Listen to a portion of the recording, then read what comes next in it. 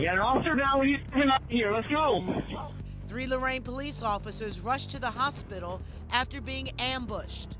When the officers arrived, he opened fire with a high-powered rifle and shot at the officers. Investigators searched the suspect's home looking for answers. This is a difficult day for the Lorain Police Department and the law enforcement community.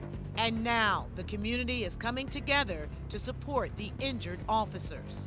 Please pray for the Lorain Police Department in the coming days. And we are bringing you the latest on the investigation into that police shooting. The officers are Peter Gale and Phillip Wagner, who have been with Lorain PD for 3 years, and Brent Payne, who's been on the force since 2011. The suspect who shot them is dead. So far, his identity has not been released. This morning, we have live team coverage at MetroHealth Medical Center and the Lorain Police Department. We're going to begin with Candace Hare, who is at Metro. And Candace, what can you tell us about the officers' conditions? Good morning, Danita. So yes, I am here at MetroHealth Medical Center, and this is where 2 of those officers, the 2 officers who were most seriously injured, Brent Payne and Phillip Wagner, are here receiving treatment. We know that a 3rd officer, Peter Gale, is also being treated at Mercy Health in Lorain after being shot in the hand. Now, this all takes place after what we saw unfold yesterday. Acting Lorain Police Chief Michael Phillip says officers Wagner and Gale were in their patrol cars parked side by side on Riverbend Drive while eating lunch, and that is when a man parked on the road suddenly started shooting. Phillip says Officer Gale was shot in the hand while Officer Wagner was shot multiple times. They called for help, and that's when Officer Brent Payne arrived on scene, but he too was shot several times.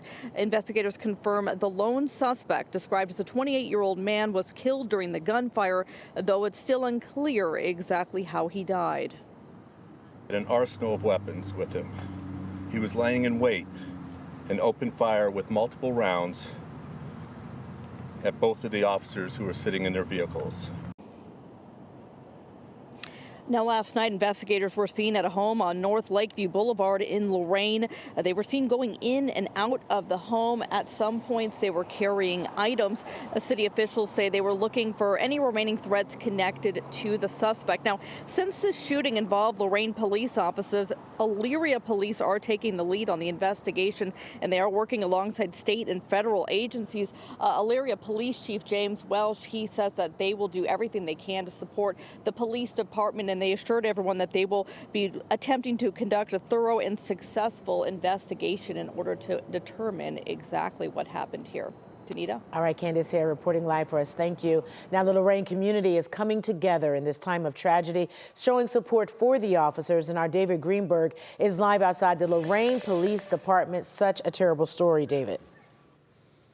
Yeah, just incredibly heartbreaking, Danita. Good morning to you. We're here outside the Lorain Police Department and just want to step aside and kind of show you what some of the members of the community put here last night. You see some of the candles surrounding the perimeter of this area right here, and you see those 3 roses right in the center. You have to imagine the significance of that for those 3 officers who were involved in yesterday's shooting. Now, I want to show you some video from our crews who were out here just last night. You can see the folks that were out here standing right where I'm standing right now, just the emotion on their face. And from here to the police at the police department to right outside Metro Hospital, where both officers, Payne and Wagner, were life flighted. A man with an American flag and that striped blue flag walking back and forth, showing his support.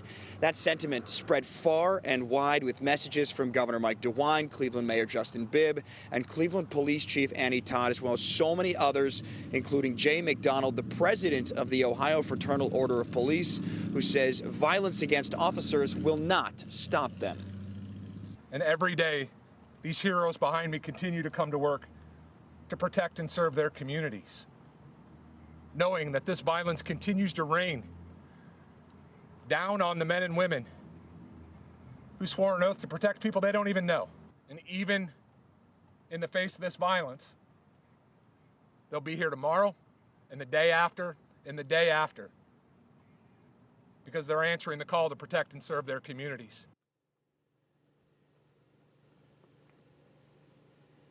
And they're going to need some more of that support here in the coming days and weeks ahead. The mayor here in Lorain also talked about just how much they love the officers, and we'll hear from him coming up in about a half an hour from now, Danita. Oh, our prayers and thoughts are with those officers and their families and that community. Thank you, David. Well, Governor Mike DeWine issued a statement following yesterday's shooting, writing in part, quote, "Fran and I are praying for the 3 Lorain Police Department officers who were shot in the line of duty. Our thoughts are also with their families, friends, and fellow officers in Northeast Ohio." Now, this story is still developing, and we will have continuing coverage throughout the morning, and we'll bring you the very latest updates as soon as they become available. You can also follow along on our website, WKYC.com, and on the 3 News app.